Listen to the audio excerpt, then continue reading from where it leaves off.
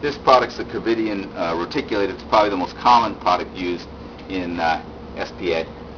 Certainly Covidian has led the education of physicians and such, so it's important to be able to demo our product as it relates to the reticulator.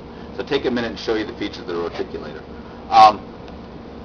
It is a pre-bent device that once you turn this crank, you expose it this 80-degree bend. It's predetermined.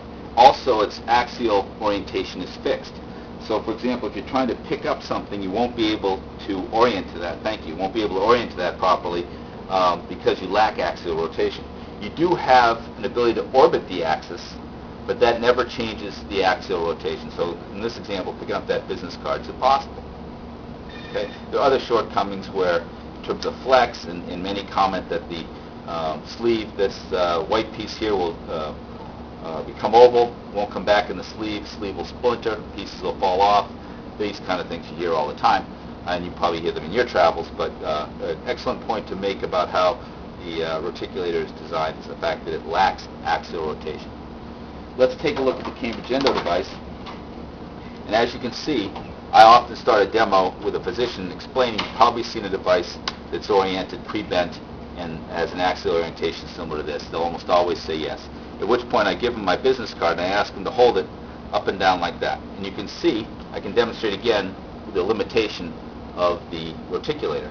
But our product has axial rotation, so we're able to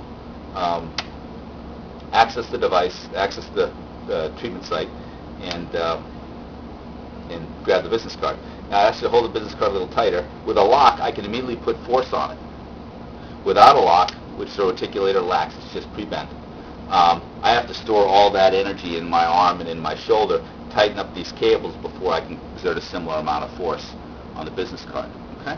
And then the last point to make is to ask the doctor to put his finger out, and you can feel that I can create, they'll acknowledge that you create some torque on their finger. If your product doesn't lock, it's simply going to deflect.